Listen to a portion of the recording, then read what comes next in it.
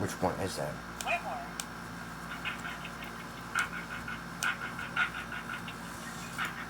2:42 p.m. on August 26th, 2024.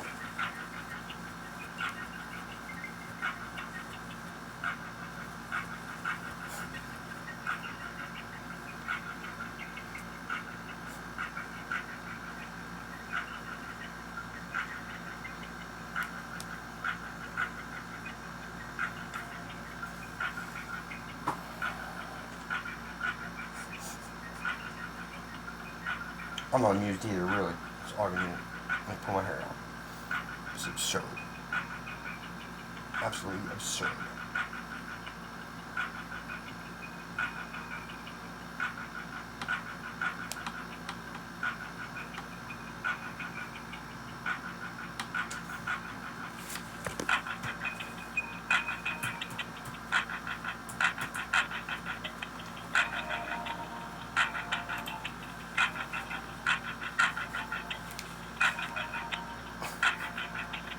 No way.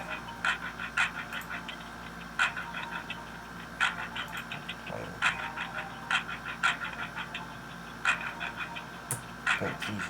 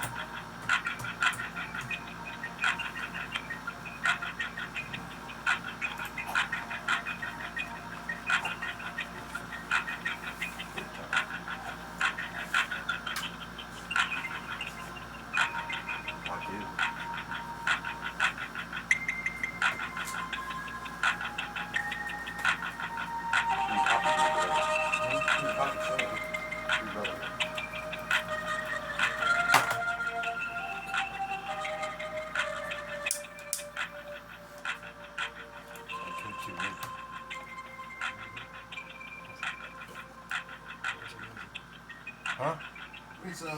I know. I've been listening to it for years. They're not playing. Look, stupid. They're not playing stupid. They are playing stupid.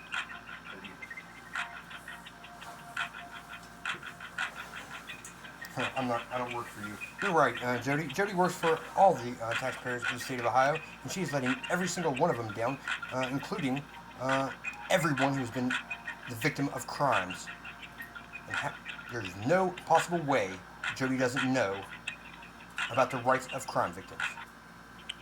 Hello, I understand you want to talk to a supervisor? Yes, ma'am. Who am I speaking with, please? This is AIMee, Hi. one of the attorneys. Oh, fantastic. AIMee, my name is Reverend Andrew Wenmuth.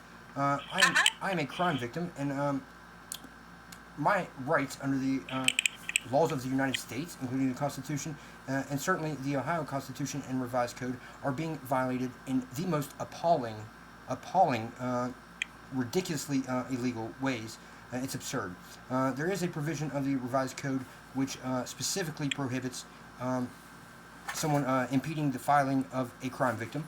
There's also, of course, offenses against justice for obstructing justice and tampering with evidence. In 3 separate court cases, I have submitted documents which constitute clear evidence of felonies which are occurring within the state and specifically the court system, as well as police suppressing, because I am gay, rapes, kidnappings, and attempted murders. And I have the clerk's office nitpicking with me over how many cover sheets I submitted with the same excuse my language, with the same darn filing. And that is absurd. It is criminal to be obstructing my filings like that.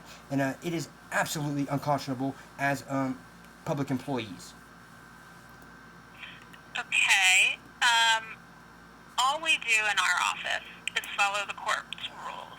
So we are required to follow those. So when it says shall, so I think the issue with the cover page is really because we need to know what case it's being filed into, and each case, like you have 3 cases, so we need to know which case, and we just have to follow the rule. So in terms of the cover page, that is, hang on, let me pull up our rule.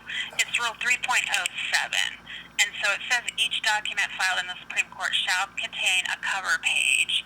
And then it has all the things that have to be included on the cover page. Amy, yes, dear. So So I included a cover page on each packet that I submitted with various PDF documents. This is outrageous.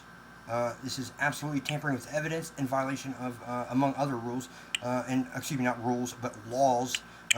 Section 2921.12 of the revised code. It is tampering with evidence of criminal activity, dear. And even though you guys purport to follow the rules, you still have to follow the law. well, if you believe our rules are in conflict with the law, then, you'll have to handle that on your own in terms of getting legal advice or filing a complaint, but we're just required to follow the court's rules. We're not the court, we're the clerk of the court. So it's my understanding they've been accepting some of your filings without a cover page, but have just asked you to please put one cover page. You can put all your documents together, but just have one cover page on it. And really, if you print up a cover page, you can continue to use that cover page anytime you want to file something. You just change the heading of whatever your document is. Amy, I am poor and disabled as a result of nearly losing my life, being raped and kidnapped. I should not have to file this at all. The prosecutors should be doing it, but they are breaking the law, as you are. And Amy, under the Americans with Disabilities Act, I've requested the reasonable accommodation of you guys not nitpicking. It's not a reasonable accommodation, it's the law. But I am disabled, and asking me to run back and forth to the library is inhumane and blatantly illegal. Okay.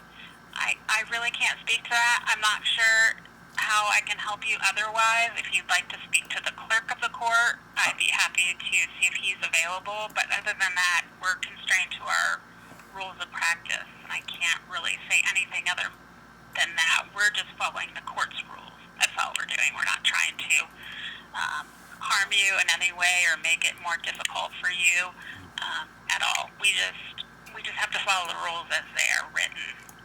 As do I, Amy, and what you're not doing is following God's rules, because you are absolutely making this ridiculously complicated, as lawyers do. Amy, if the clerk of court is available, it's fine. My initial request was to speak with the Chief Justice's chambers. As a crime victim and as a citizen of this state who pays every one of your salaries, as all the citizens do, that's not a reasonable request, and we are well in order in making that request. Okay. Yeah, you are more than welcome to try to reach the Chief Justice's office. That's completely a separate place from us. We're the clerks, of course. We don't work in the Chief Justice's office. But you are welcome to call the court's main line and ask to speak to the Chief Justice. I did that, Amy, and I'm about 2 hours out, and I still haven't gotten through. Why not? Oh, okay. Yeah, I can't speak for her office, and why you could not get through. It's not her Now, office. It's not her office. It's all the perfunctories below her who are blocking it and playing pass around the rape victim like I'm being raped again. This time, gang raped by public employees. Okay. No, it's not okay, Amy. I'm sorry you feel that way, but I have nothing to do with that. The clerk's office has nothing to do with that. We can't. There's nothing I can say other than that's a different office that you're trying to reach, and our office has nothing to do with your ability to reach the Chief Justice's office. But our office, accepts your calls, answers all the calls, and does what we can. But as far as whether the Chief Justice or anyone else as part of the court's staff is hindering you from reaching the chief is not within our purview, and there's nothing really we can do about that, unfortunately. Amy, well, I'm not even going to keep arguing. This is, you're obviously spinning me in circles. I'm going to say this. As the Ohio Revised Code allows, you are hereby under arrest for obstructing justice in violation of the United States Code and also 2921.32 of the Ohio Revised Code. You're also in clear violation of tampering with evidence. In addition to the United States Code, it is a violation of Section 2921.12. And finally, among other charges that will be named in the affidavit, for interfering with civil rights, Section 2921.45, and also the United States Code, their corollary.